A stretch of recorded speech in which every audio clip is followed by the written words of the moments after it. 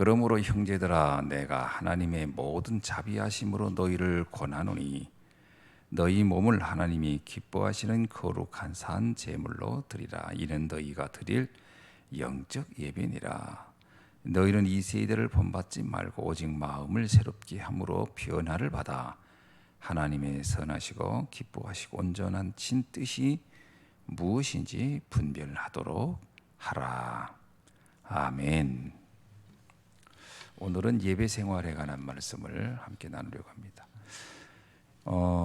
로마서 12장에 있는 이 산 제물, 이 거룩한 산 제물을 드리라, 이 말을 오해하면 굉장한 그 희생적인 예배라고 오해하기 쉽거든요. 사실은 우리가 뭔가를 막 희생하는 예배를 드리는 것을 이 본문이 내용이 원하는 것이라고 생각한다면 이것은 성경 전체를 이해를 못한 것도 있지만, 또 하나는 뭐냐면 자기 자신이 가지고 있는 오래진 고정관념에서 못 벗어난 겁니다. 우리가 하나님은 우리의 희생을 기대하는 분이 아닙니다. 그렇죠? 우리 희생을 원하시다. 그 남미의 그 아즈카 문화 나오잖아요. 아즈카 문화. 그 문화는 옛날에 아즈텍 문화라고 하죠. 아즈텍 문화. 거기는 옛날에 인신 제물을 드렸잖아요. 왜 그러죠?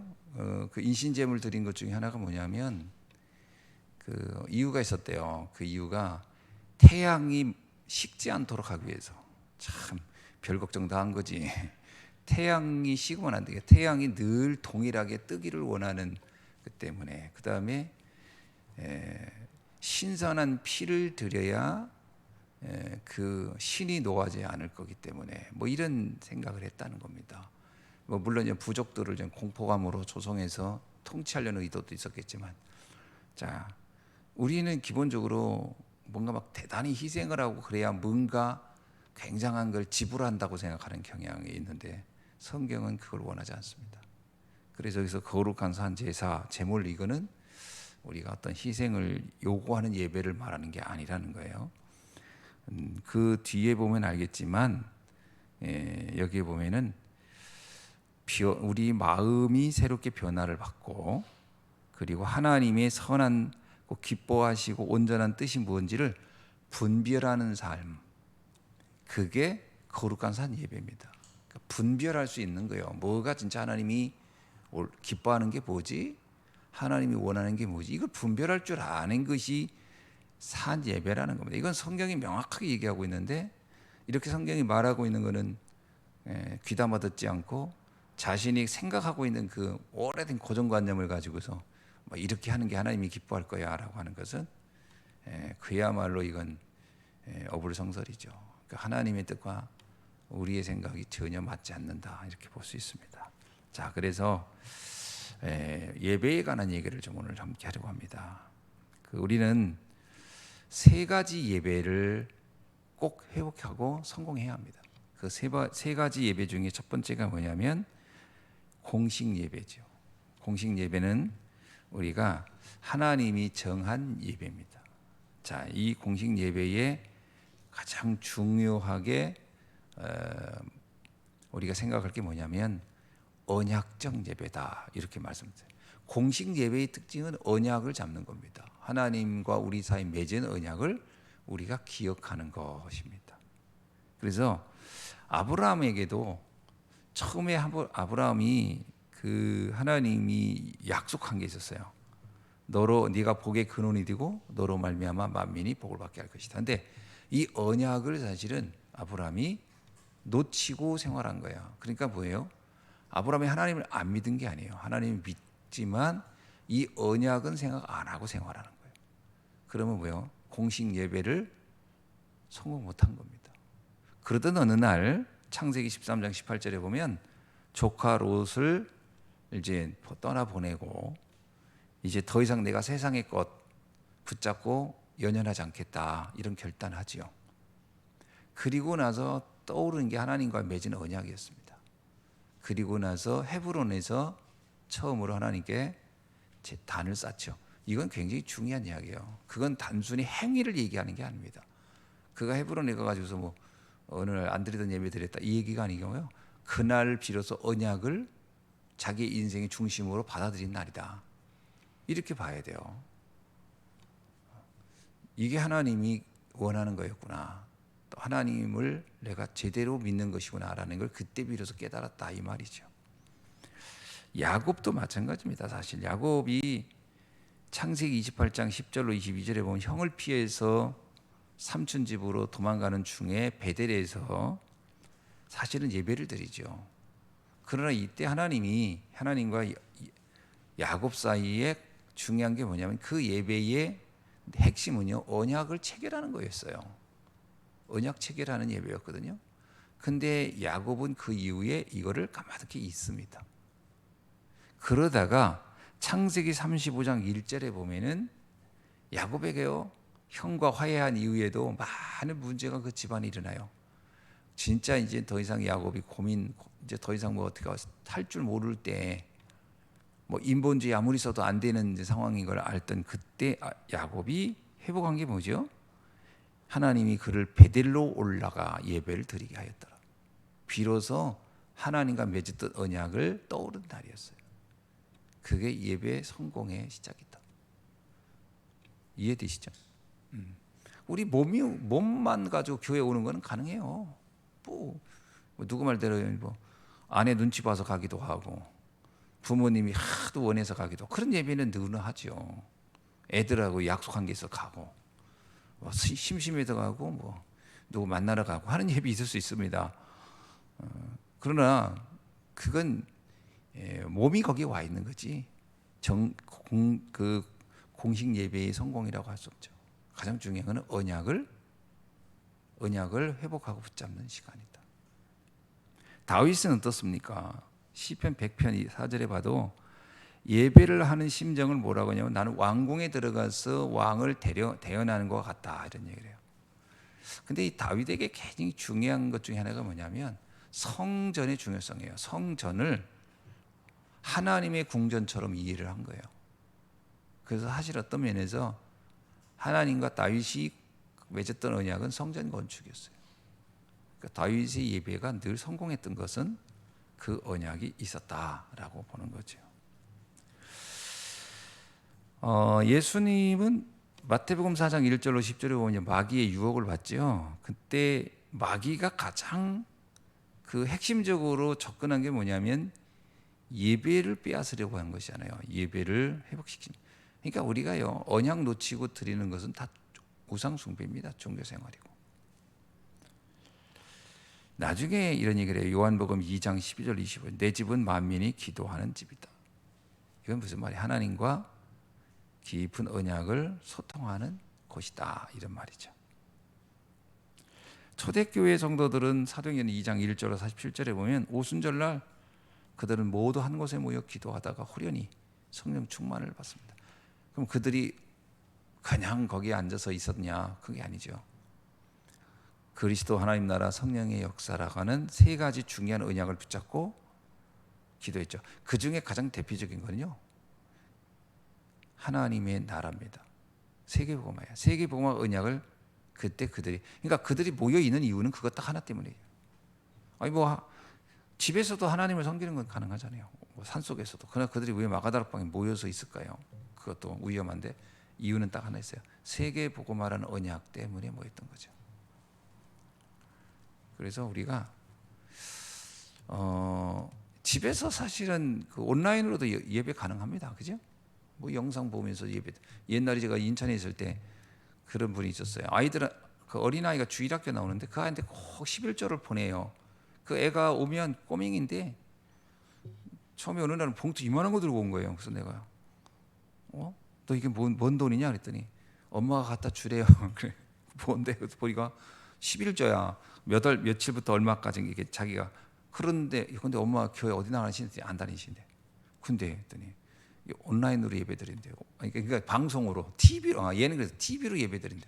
뭔 TV로 했더니 그냥 기독교 방송 보면서 본인은 주일날 이게 탁 나름 있잖아요. 이렇게 딱 그 옷 딱 차려 입고 둘러 앉아서 예배드리는 거. 근데 얘가 친구도 없고 하니까 얘가 재미가 없으니까 예배를 안 드리려고 하니까 너는 그냥 가까운 교회 나가.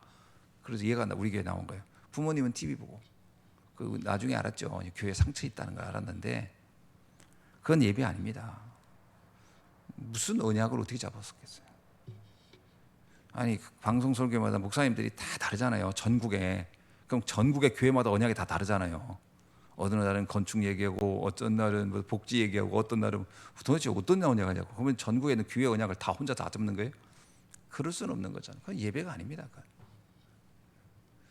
예배는 지금 그 시간 그 자리 그 현장에 하나님이 원하는 것이 뭔가를 찾고 도전하고 집중하고 그게 예배지요. 예배라는 것이 그냥 감정적으로 좋아요 하는 게 예배는 아니거든. 그런 마가다락방 사람들은 굳이 모일 필요가 없어요. 각자 집에서도 안 좋아요 하나님 믿어서. 그러고 있으면 예배지. 예배라는 의미 자체를 이해를 못하. 왜 미스바로 다 모이게 했을까요? 왜 도단성무 다 모이게? 그거는 그 시대 그날 그 자리에 있을 언약이 있는 거예요. 그런 것들을 잘 이해를 못하고 있는 거죠. 자, 그래서 공식 예배가 뭐냐? 내가 있는 그 곳에 하나님이 나와 맺은 언약을 위하여 하나님을 경배하고 그거 놓고 결단하는 시간입니다. 그죠? 그게 굉장히 중요한 공식 예배의 성공이에요. 두 번째는 생활 예배입니다. 생활 예배는 말씀을 붙잡고 정식기도를 드리는 것이다라고 말할 수도 있어요. 근데 오늘 본문에 보면 생활 예배의 가장 중요한 부분들이 뭐냐면 하나님이 기뻐하시고 온전하시고 선하신 뜻이 무엇인지를 분별하는 겁니다. 이게 굉장히 중요한 거예요. 분별하는 거예요. 그러니까 내 현장에서 하나님이 원하는 게 뭐지? 이거를 분별하는 겁니다. 많은 사람들이 그런 얘기를 해요. 예배 드릴 때는 은혜가 되는데 집에 가면 안 돼요 하거든요. 그건 뭐가 무너진 거죠? 생활 예배가 무너진 거예요. 집에 가면 왜 안 되나요? 그럼 요셉은 노예로 갔을 때는 예배가 안 돼야 되잖아요. 감옥에 가서도 더 안 돼야 되죠. 그런데 상관이 없는 거예요. 어디에 가 있든지. 그곳에 하나님의 계획을 찾으니까. 그게 생활 예배입니다. 다윗은 어떻습니까? 그가 다윗이 부득이하게 모여서 예배드릴 수가 없는 상황이잖아요. 쫓겨야 되는 입장이니까. 생활 예배가 이루어지죠. 여호와는 나의 목자시니 난 부족함이 없으리로다. 그러면서 그가 그 현장에 하나님이 원하는 게 뭔지를 찾는 거죠. 그래서 우리는 하나님의 뜻은 언제나 선하고 기뻐하시고 온전한 뜻이 있다라는 걸 알아야 됩니다. 그걸 놓고 하나님께 기도하는 거예요. 그가 지금 생활 예배를 제대로, 그걸 다른 말로 하면 현장 예배다, 뭐 이렇게 말을 할 수도 있겠죠. 그래서 우리가 현장 속에서 무시로 하나님과 말씀을 가지고 소통하는 것, 이게 굉장히 중요한 예배입니다. 그래서 우리가 현장에서 보고 듣고 겪고 생각나는 모든 것을 하나님의 뜻과 연결시키는 기도, 그게 굉장히 중요한 생활 예배다. 그래서 사실 어떤 의미에서 우리는 예배 생활이 멈춰 있지 않습니다. 365일이 예배인 거죠. 표현은 우리가 뭐 이번 명절하면 명절 캠프 뭐 이러지만 그 이유도 그거예요. 명절을 맞이해서 이곳에 하나님의 계획이 뭐지? 라고 생각한다는 거죠. 하나님이 선한 뜻이 뭐고 기뻐하신 뜻이 뭐고 온전한 뜻이 뭘까를 찾아내는 겁니다. 그 사람이 크리스찬이잖아요. 크리스찬이라는 얘기는 그거잖아요. 어떤 상황에 어떤 현장이 있든지 그것에서 내가 보고 듣고 체험하고 알고 생각하는 것을 하나님의 선하시고 온전하고 기뻐하신 뜻과 연관시켜서 분별하는 거 아닙니까? 그게 생활 예배죠. 그래서 사실은 창세기 39장 2절에 보면은 보디발이 한 말이 생활 예배 성공자에게 할 수 있는 얘기예요. 뭐냐면 여호와께서 요셉과 함께 하심으로 그가 형통한 자가 되어. 그 형통함이라는 얘기는 뭐 모든 걸 지배하고 다스리고 이런다는 게 아니라 그것에서 그 하나님의 선하시고 온전하고 기뻐하신 뜻이 뭔지를 발견하고 그것을 누리고 있는 거죠. 그게 이제 생활 예배에 성공한 경우다라고 할 수 있는 겁니다. 세 번째는 이건 좀 다른 얘기긴 한데요. 생활 기도입니다. 이것도 예배예요. 아까 그것은 어떤 의미에서 답을 찾는 겁니다. 답을 찾는 것이라면은 세 번째는 답을 누리는 것이다. 답을 찾는 것과 있고 답을 누리는 게 있죠. 뭐 뭐 굳이 이렇게 이게 분류를 한다면 공식 예배는 답을 가진 것을 말한 거죠. 답을 가진 거예요. 두 번째는 답을 찾는 것이고, 세 번째는 답을 누리는 것이다. 그래서 세 번째 생활 기도의 핵심은 뭐냐면 행복한 시간입니다. 그래서 오늘 본문에도 보면은 우리가 형제들아 내가 하나님의 모든 자비하심으로 너희를 권고하노니 너희의 몸을 하나님이 기뻐하시는 거룩한 산 제물로 드려라.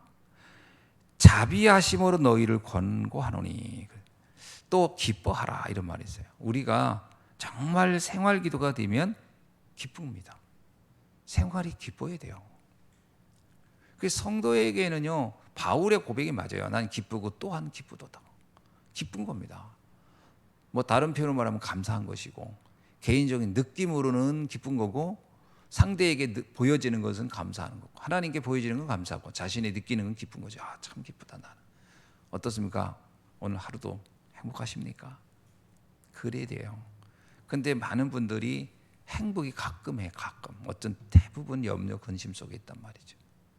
늘 걱정 속에 있고. 그러니까 생활 기도가 안 되고 있다. 쉽게 말하면 삶에서의 예배가 잘 안 되고 있다. 이렇게 볼 수 있겠죠. 자, 그래서 우리가 로마서 8장 28절이 생활 기도의 가장 중요한 부분이기도 합니다. 모든 게 합력하여 선을 이루시는 하나님. 그걸 알면 우리는 기쁘죠. 오늘 그 비밀이 누려지는 날이 되기를 주의 이름으로 축원합니다.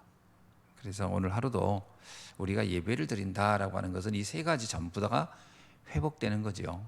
언약을 찾는 겁니다. 우리에게는 언약을 복잡하지 않습니다. 사실 사람들이 오해하는 게 있더라고요.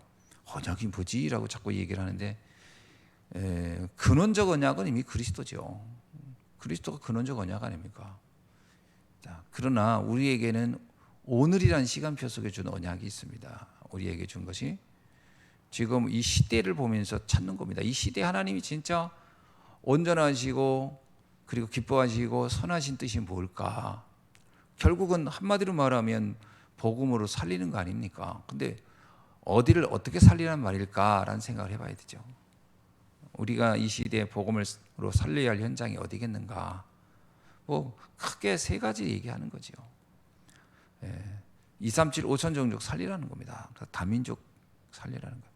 왜 다민족이냐면 다른 민족에서 복음 운동하는 사람도 있으면 우리가 그렇게 굳이 얘기 안 해도 되는데 거의 복음을 안 전하고 있거나 모른다고 보는 거예요.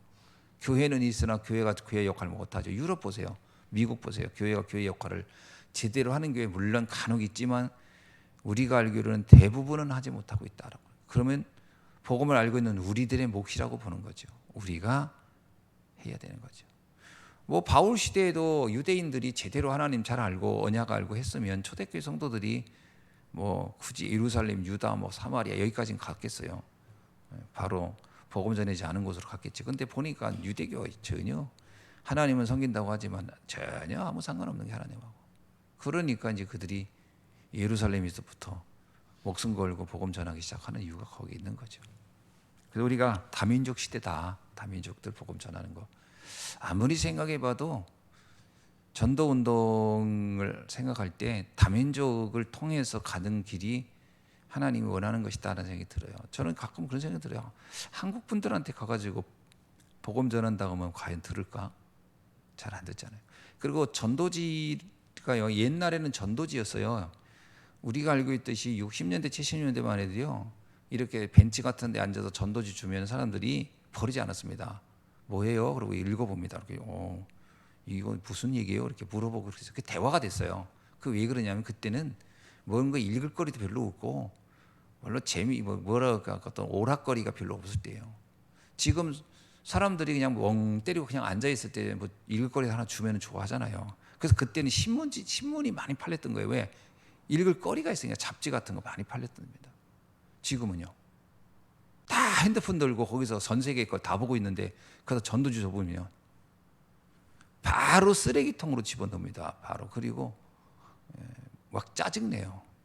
왜? 읽을 거리가 홍수인데 거기다가 종이 한 장 더 주면 더 짜증나지. 이거 어떡하라고, 이거 나보고.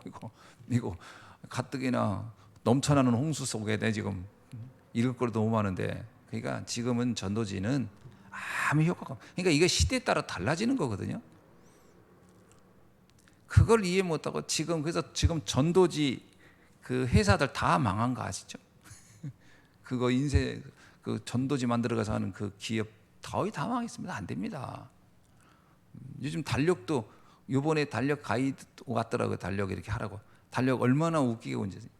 벽달력 거의 없어졌어요. 요만한 이렇게 액자 달력 다 그거로 바꿔가고 있더라고요. 이렇게 책상에 딱 놓고 액자 달력 한 장씩 이렇게 빼서 뒤에 꽂는 식으로 이제 넘기는 것도 아니고 이렇게 한 장씩.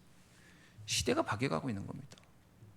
뭐든지 잘 봐야 돼요. 전도지도 그럼 어떻게 해야 되겠나? 전도지가 아닙니다. 지금은 전도지 시대가 아니에요. 지금은 미디어 시대입니다. 그래서 미디어로 들어가라는 거잖아요. 미디어로 막 컨텐츠 만들어서 짧은 영상 뭐 2분짜리 3분짜리 만들고 뭔가 사람들 지금 그래서 진짜 전도하는 사람들은 전부 다 방송하고 있어요. 이제는 종이 안 합니다. 이런 트렌드를 빨리빨리 봐가지고 세상을 압도해 가야 되는데 참 이런 거. 그러니까 전도, 그러니까 언약도 본질적 언약은 안 변하지만 빨리빨리 이런 걸 보면서 우리가 어떻게 시대를 살릴 것인가. 그래서 이 다민족 시대예요, 다민족 시대. 근데 다민족들은 이게 좀 통하더라고요. 우리가 아직 아날로그 시대라 그런지 다민족들한테 가서 얘기하면 얘기하고 싶어 하고 그래요. 이유도 있어요. 우리나라 왔는데 그 나라 핸드폰에 그 나라 영상 안 나와요. 지금 그런 것도 있겠지. 잘 안 나오니까. 뭐 유튜브로는 볼 수 있겠지만. 그러니까 어떻든 지금 우리가 뭘 해야 되냐? 같이 다민족 시대를 열어가야 되고 치유 시대입니다. 병든 자들 치유하는. 그리고 후대들을 영적 서밋, 기능 서밋, 문화 서밋으로 만들어가는 거예요. 이거 굉장히 중요합니다. 서밋이라고 했더니 뭐 무조건 뛰어난 능력자를 만든다고 생각하는 그거 아니에요. 뛰어난 능력자가 아니라 자기가 가지고 있는 그 나의 하나님이 준 고유한 달란트를 찾아서 이것이 하나님 앞에 쓰임 받고 자기의 현장에서 쓰임 받을 수 있도록 찾아주고 도와주는 일을 하라는 거예요. 누구나 다 달란트가 있으니까 한 달란트가 됐든 두 달란트가 됐든 다섯 달란트가 됐든 있겠죠. 그걸 찾아서 하나님 앞에서 쓰임 받도록 하는 겁니다. 이건 우리가 고민해야 할 부분이죠. 이거 해주라는 거예요, 후대에. 안 그러면 후대들이 무기력 속에서 살다 간다니까. 자기가 뭘 해야 될지 모르고 있다니까요, 지금. 이거 누가 찾아줘요? 우리가 해야지. 어른들이 제일 큰 실수가 뭔지 아세요? 네가 알아서 공부해. 네가 알아서 네 꿈 찾아. 네가 알아서 네 인생 가. 이야, 진짜 새들도 그렇게 안 합니다. 새들도 먹이 잡는 거 알려주고 동물들도 보세요. 사자들도 새끼를 그냥 낳아서 정글에다 놓고 자기들은 가지 않습니다. 사냥하는 거 다 알려줍니다. 먹고 살 수 있는 거 다 알려주고 나서 그 다음에 떠납니다. 어떻게 사람이 그냥 네가 알아서 해. 아니 동물도 안 하는 것을 그렇게 합니까? 그 애들이 죽지. 그러니까 애들이 무기력한 거예요. 네가 알아서 하라는 것은 도대체 있을 수 없는 거죠. 후대를 정말 이게 영적 서밋, 기능 서밋, 문화 서밋을 세워야 돼요. 영적인 것도 그렇습니다. 알아서 영적인 거 네가 알아서 해. 어떻게 애들이 알아서 영적인 세계를 압니까? 신명기 6장을 봐도 부모들이 어떻게 해요? 정말 집중해서 알려주라고 나오잖아요. 집중해서. 그건 한 번도 안 하고서 우리 애들은 왜 영적이지가 않느냐고. 진짜 해도 너무하네. 기능이 없대 우리 애들은. 기능을 좀 알도록 좀 도와주고 좀 찾아주도록 해야지. 그 하나 아니고 우리 애는 기능이 없다. 세상을 살아갈 수 있는 눈을 열어줘야 문화 정복을 하죠. 문화에 빠져서 문화에 허부적거리고 있는데 그 말을 압도할 수 있는 눈도 안 열어주고서 너는 이 문화에 빠져가지고 맨날 핸드폰만 하고 있냐. 야단만 치지 어떻게 하면 이 문화를 내가 정말 정확하게 보고 이거를 뛰어넘고 이걸 정복하고 살릴 수 있는가의 눈은 열어주질 않잖아요. 그러니까 후대를 서밋으로 세우는 일이 되게 중요해요. 방목을 한다고. 방목을 우리는 방목을. 근데 방목도요. 잘 보세요. 요즘 내 방목하는 거 봤더니 방목도 방목이 아닙니다. 지시시 딱 그냥 음악 틀어주고요. 그리고 때를 따라서 먹어야 할 그 곡식 뭐죠? 그 먹이를 다 이렇게 달리하고요. 영양 체크 다 하고요. 기가 막히게 하면서 키우는 겁니다. 그 방목이 아니에요. 가보세요. 방목하는 목장 그 풀 그냥 야생 풀 먹이나 얼마나 관리를 해가지고 쫙 자기 그 제일 좋아하는 풀만 딱 영양가 있는 것만 딱 저녁에 오면 또 제일 좋은 사료 주고 딱 하지. 방목 아니니까. 자꾸 방목이라고 얘기하는데 방목. 옛날에 어른들도 방목 그렇게 안 했어요. 나도 옛날에 소 키워봤는데 아버님 이릅니다. 야 이번엔 소 가지고 저쪽 어디 가서 먹여라. 아버님이 사전 탐사 다 한 거예요. 그 소가 가서 먹어야 할 풀이 어디 있고 답사 다 하고 거기 가서 먹이고 와라. 예, 그럼 가고 어느 날 보면 왜 거기 안 갔냐 그런다고. 그러니까 소가 마르지 이놈아. 예. 이게요 방목이 아니고 나름 다 현장 분석하고 거기에 맞게 딱 하고 있는 거예요. 그 우리 자녀들한테 현장 분석합니까? 현장 분석 안 해요. 그냥 내보내 그냥. 나는 가끔 이런 생각이 들어요. 이건 잔소리긴 한데 아이가 학원 가서 보내는 시간 많잖아요. 부모가 그 학원 가서 앉아가지고 1시간을 더 들어보고 강의 들어보고 강사들의 성향도 보고 뭐죠. 아 여긴 보낼만 하겠다. 이런 분석을 하나요? 친구가 간대 그러면 너도 가라. 아니 무슨 분석이 그런 분석이 어디 있어요. 그럼 친구가 가서 독초 먹으면 너도 가서 먹으라고 하는 거예요. 아 분석 안 한다니까. 하나 안 한다니까. 그냥 왕창 막 보내는 거야. 누가 옆에 집 누가 간다면 너도 따라가라. 아이고 참 정말 믿음이 너무 좋지. 그러니까 이게 서밋을 키우는 방법에 대해서 우리가 너무 몰라요. 모른다니까. 정확히 봐야 돼요. 외국인들은 그렇잖아요. 친구 만난다 그러면 친구를 초청한다잖아요. 집으로 초청해서 같이 이렇게 파티 열어주는 이유가 뭐죠? 얘가 만나는 친구의 성향을 분석하는 거예요. 얘가 어떤 애들을 만나나 파티에 열어주고.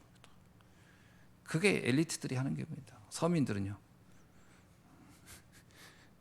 흑인들 밖에 나가대요. 그러니까 친구 따라서 총 쏘는 거예요. 마약하고 그렇게 아무런 책임 없이 내보내면 그렇게 그 짓 하는 거고 관리 들어가면 얘가 훌륭한 사람 되는 거고 관리 들어가야 돼요. 다. 그렇죠?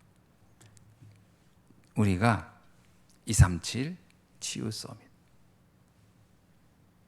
굉장히 중요한 지금 언약입니다. 이 시대의 언약이에요. 이 언약을 우리가 방치하면 안 된다. 그러면서 현장에서요 답을 찾아야 돼요. 하나님의 선하시고 온전하시고 깊으신 뜻이 뭔가. 그리고 행복한 시간. 그것 때문에 진짜 그걸 믿도록 만들어서 기다릴 수 있고 행복한 시간. 하나님 나라가 되어질 게 믿으면 평안하거든요. 안 되니까 불안한 거거든. 이게 하나님 나라 안 오는 게라고 생각하니까. 애들이 말은 아이고 하나님 뜻대로 될 겁니다. 초조해요. 불안해. 왜? 안 믿어. 그래서 이 부분을 놓고 우리가 정말 집중해서 기도하고 응답받아야 할 줄을 믿습니다. 기도하겠습니다. 하나님 감사합니다. 정말 언약을 제대로 붙잡고 이 시대에 하나님의 온전하고 선하시고 기뻐하신 뜻이 무엇인지를 분별하며 그리고 우리가 정말 현장에서 참된 기쁨과 행복한 자로 참된 누림을 가지고 살아갈 수 있도록 역사하여 주옵소서. 예수 그리스도의 이름으로 기도하옵나이다. 아멘.